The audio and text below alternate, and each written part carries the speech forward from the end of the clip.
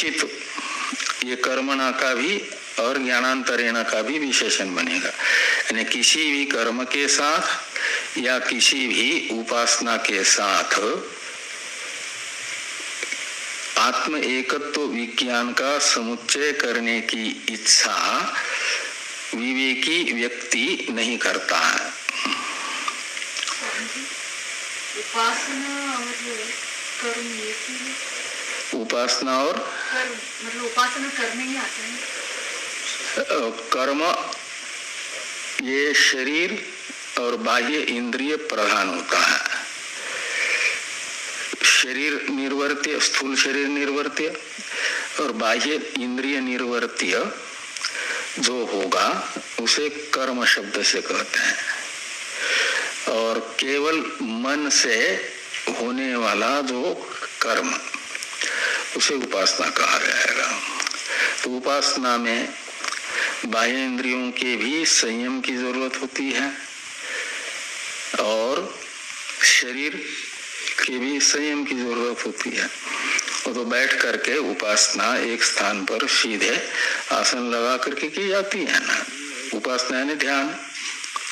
तो ध्यान के लिए शरीर को भी स्थिर रखना पड़ता है, निष्क्रिय रखना पड़ता है और इंद्रियों को भी अपने अपने विषय ग्रहणादि रूप व्यापारों से और कर्म इंद्रियों को वदनादि रूप व्यापार से रहित करके मन से ध्यान किया जाता है। ध्येय के स्वरूप में मन का आवर्तन किया जाता है, मनोवृत्तियों का स्वरूप विषय, वो कहलाता है ध्यान। उपासना, उपासना है ना ध्यान,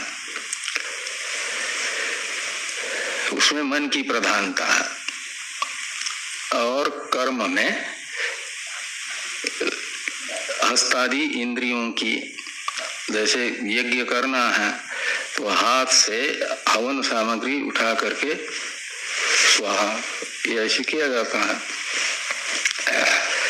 तो कर्म इंद्रिय का व्यापार भी प्रधान है और शरीर का व्यापार भी प्रधान है।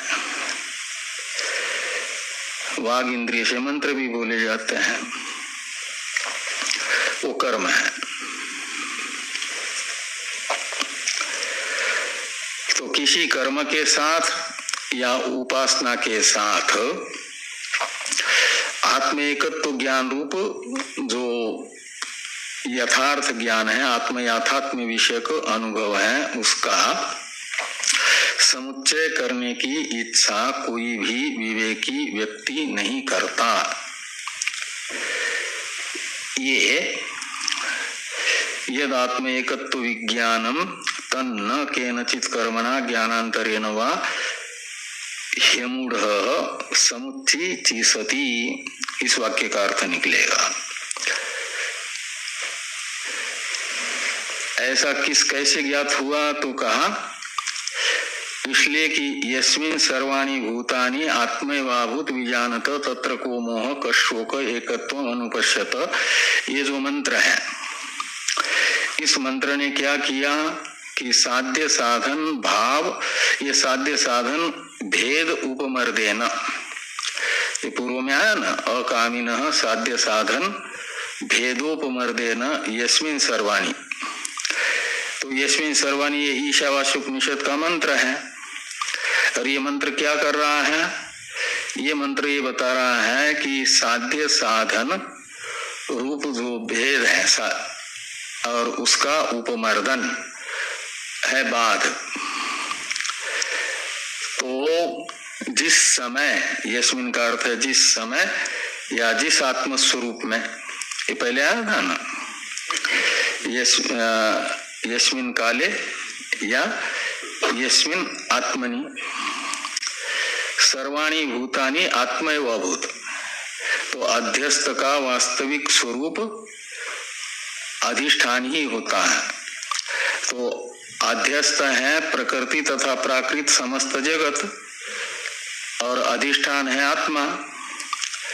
इसलिए अनात्मा मात्र जो प्रकृति तथा प्राकृत जगत है उसका वास्तविक स्वरूप तो आत्मा ही होगा।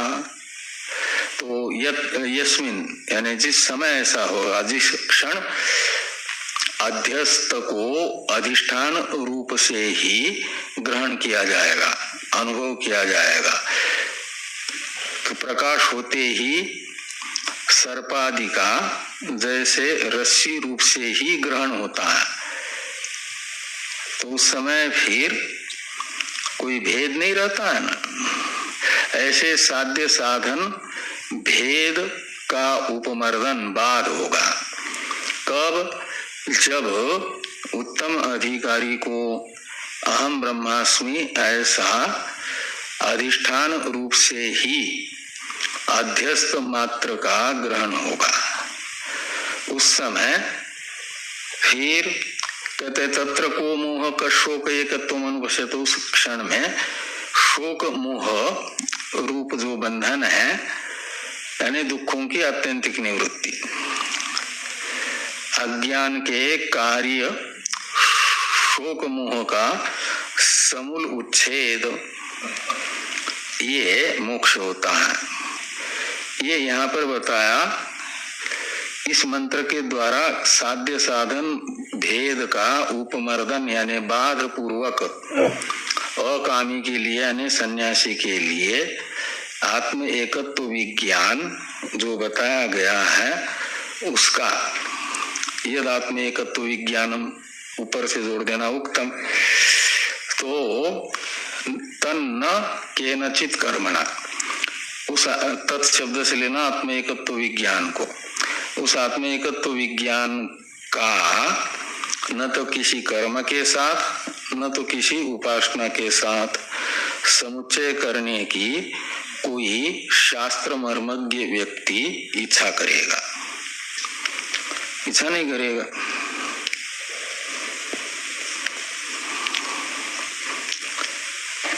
और यह तो समुच्चीसया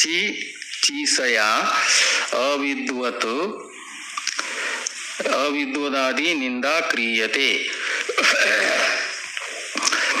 और इह से लेना अन्धन तमः प्रविशन्ति, ये अविद्यामुपासते, ये इत्यादि वाक्य से केवल कर्मानुष्ठान की और केवल उपासना के अनुष्ठान की निंदा की जा रही है। अंधन तमः प्रविशन्ति इत्यादि जो द्वितीय प्रकरण है, इस द्वितीय प्रकरण के प्रारंभ में केवल कर्मानुष्ठान या केवल उपासना के अनुष्ठान की निंदा की जा रही है। यह शब्द से लेना ये द्वितीय प्रकरण का जो प्रारंभ है उसमें अंधनतम इत्यादि मंत्र में निंदा की जा रही है। किसकी निंदा की जा रही है? केवल कर्मानुष्ठान की और केवल उपासना के केवल उपासना की निंदा की जा रही है। तो निंदा किस लिए होती है? तो इसका अर्थ है जिसकी निंदा की जाती है उसका निषेध किया जाता है। का अर्थ है केवल कर्म न करो, केवल उपासना न करो, अपितु कर्म उपासना इन दोनों का समुच्चय अनुष्ठान करो। इस अभिप्राय से यहाँ पर एक एक की निंदा की जा रही है। केवल कर्म के अनुष्ठान का अनर्थ फल दिखाना और केवल कर्म करना छोड़ दे अधिकारी, ऐसा नहीं, क्योंकि उसका भी फल शास्त्र ने बताया है। केवल कर्म का स्वर्गलोक, और जो स्वर्गलोक आत्मक ही फल चाहता है उसके लिए तो फिर केवल कर्म भी वो करता है तो चलेगा। और केवल उपासना का भी फल बताया है ब्रह्मलोक, इसलिए वो भी चलेगा। लेकिन यदि मुमुक्षु है लेकिन अभी अंतःकरण में कर्म तथा उपासना के द्वारा निवर्त्य दोष विद्यमान है, मल विक्षेप विद्यमान है। तो श्रुति चाहती है यदि केवल कर्म करेगा निष्काम तो मल मात्र निवृत्त होगा, विक्षेप बना रहेगा। केवल उपासना करेगा तो विक्षेप चला जाएगा, मल बना रहेगा। और श्रुति चाहती है ये दोनों दोष एक साथ निवृत्त हो जाए, दोनों एक साथ हो जाए तो अच्छा है ना, जल्दी मुक्त हो जाएगा। तो उस दृष्टि से यहाँ पर बताया गया कि मुमुक्षु कर्म उपासना इन दोनों का साथ साथ अनुष्ठान कर सकता है। मन से उपासना, शरीर इंद्रिय से कर्म।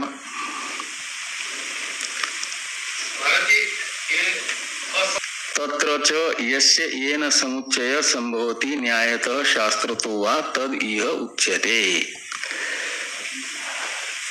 इस वाक्य की चर्चा हम लोग कल करते हैं, जहाँ कल तो अष्टमी रहेगी, अनध्याय होगा परसों। ओम पूर्णमदः पूर्णमिदं पूर्णात् पूर्णमुदच्यते पूर्णस्य पूर्णमादाय पूर्णमेवावशिष्यते।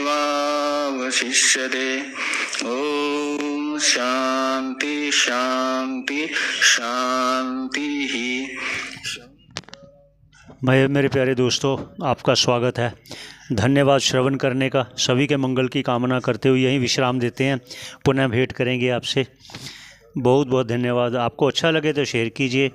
ये हमारा सनातन संस्कृति संचार द्वारा प्रयास है कि सभी आप अपने मित्रों को सुनाएं, स्वयं भी श्रवण करें, हम भी श्रवण कर रहे हैं। धन्यवाद श्रवण करने का।